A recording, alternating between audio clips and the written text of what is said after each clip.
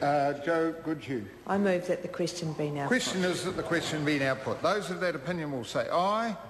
Contrary, no. The ayes have it. So, party vote? Clerk will conduct a party vote.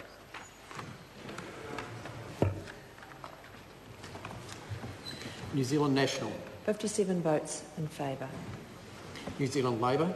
37 votes opposed. Green Party. 8 votes in favour. ACT New Zealand. 5 votes in favour.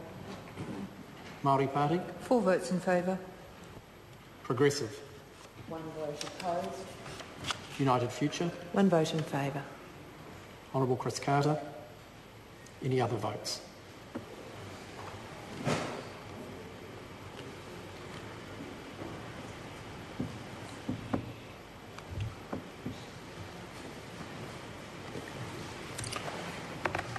The ayes are 75, the noes are 38. I will put the question, and the question is that part 2 stand part.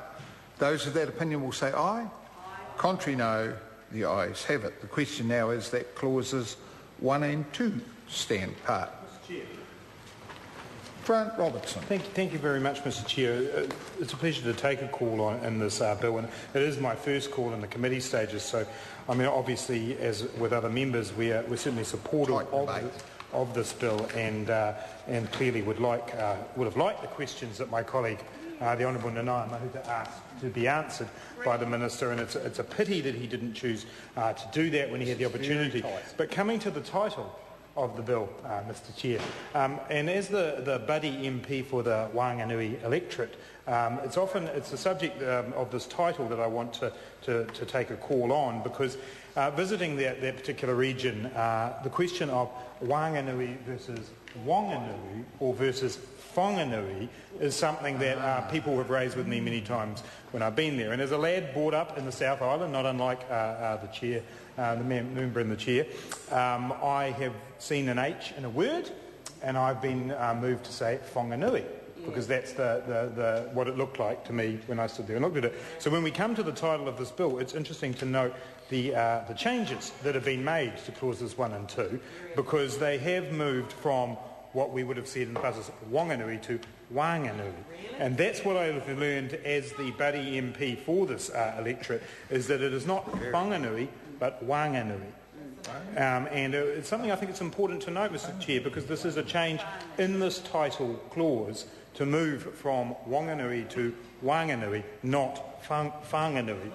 No, and that is something that I think people who perhaps aren't from the area don't always know. And it's an important change. It's an important change in this title clause. Because what it is, it's difficult for people who aren't from the area. And I do know that the member who's from the area, Tariana Turia, uses particularly when she's talking about the Māori word for family, she says wānau rather than whānau.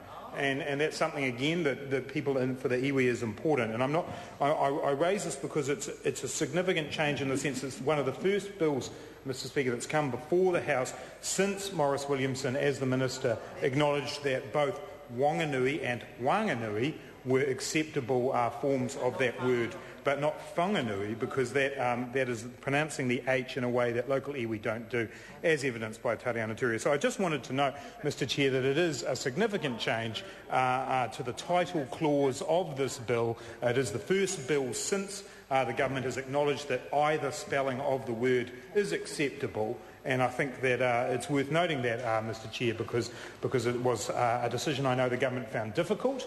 Maurice Williamson grappled with it over a period of time and then allowed for both options. I know there are people in the city of Whanganui who would like to see one or the other chosen, but this is a compromise. Well, no, clearly that would be incorrect, Ms. Cipollone, because it isn't the correct pronunciation. So this title clause marks a significant shift in the way legislation is written that involves this region, Mr. Chair, and I really do think it was just important for someone to recognise that when we came to this particular clause. Thank you. Mr. Chair. Kelvin Davis. Mr. Chair, my colleague Grant Robertson raises a really interesting point when he talks about the dialectal differences